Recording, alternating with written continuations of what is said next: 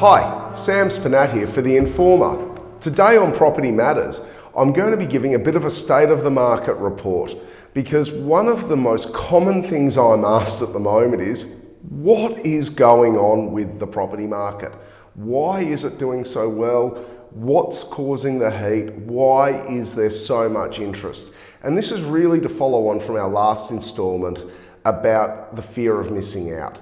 So what is happening out there? Why are we seeing things sell so well? The competition's back, people are doing things, people want to buy, people don't really want to sell. And that brings us to one of the first reasons we're seeing some heat in this market is that people aren't selling at the moment.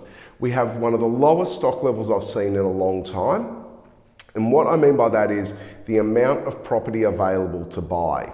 Now, when I talk about these low stock levels, obviously I am still talking about what I call the blue chip suburbs and the good areas and the investment grade areas. But combine that with the fact that we're seeing money cheaper than we've ever seen it before. People have been sitting around for a long time thinking about how they want to live. Is this the house I want to live in? Do I want to move? Do I want to do a renovation? Do I want to buy something bigger? Do I want to move to a completely different area? Or as we've seen from some people, I'm out, I'm moving to a different state.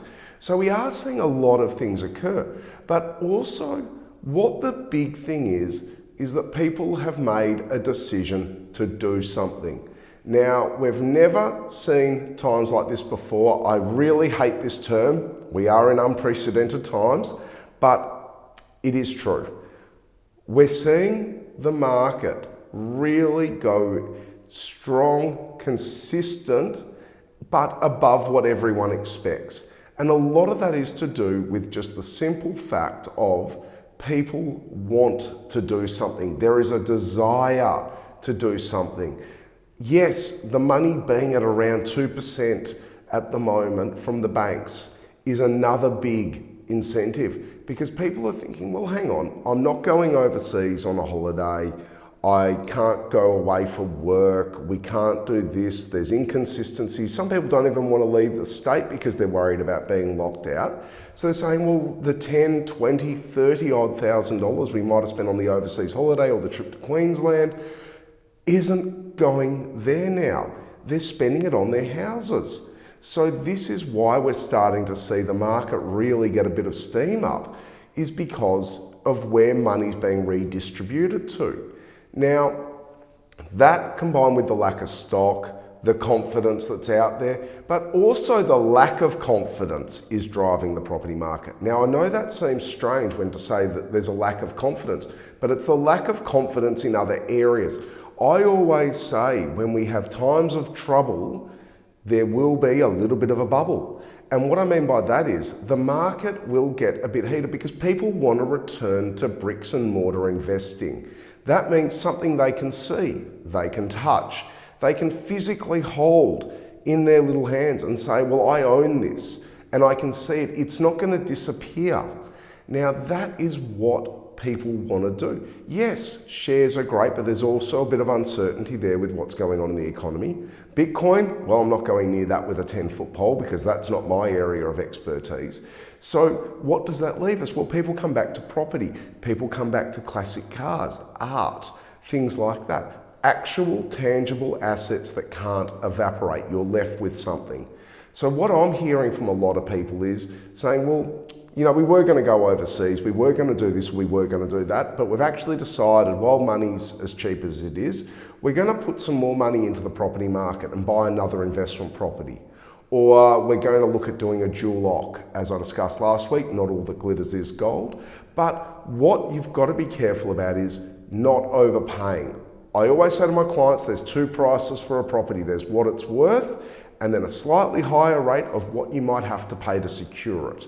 Now, as long as you're only paying a little bit ahead of market, that's perfectly fine. It's when you pay leaps and bounds and pay silly numbers for things that you can get yourself into trouble. So really, at the moment, it is a bit of a perfect storm brewing. We have this lack of confidence in external factors. We have cheap money. We have low stock levels. That is almost creating the perfect storm for real estate in the inner suburbs, the outerlying areas, and even, the slightly regional and coastal areas. So when you are looking to buy at the moment, I will advise you, go look at a few different things, look at a few different price points, look at different areas, just get your head around it. We're talking to clients at the moment who are looking to change areas, and one of the big things is, well, where are you comfortable? If you're comfortable in an area, you'll make the right decision. If you're just looking at it purely from a numbers point of view, that's where you can make mistakes. I am constantly bombarded with, this is a good investment because of X, Y, Z. Well, no, that's not the reasons we're buying it. Rental return's great from affordability, but do you really want to buy into a big high rise where there's 20 other properties for sale because you lose your scarcity there? So look for something a bit special. Now is a great time to buy a property, but now is the time you need to be alert but not alarmed. Just pay attention to what's going on. Look at what the market's doing in your area. If you feel something is too expensive, it usually is. Do your research, get an idea of what things are worth in the area, and then go out and get that investment, buy the bigger house, do something. But don't be scared to do something, because if you don't do something, you'll never do anything. I'm Sam Spernat for The Informer. This has been another episode of Property Matters. Thank you.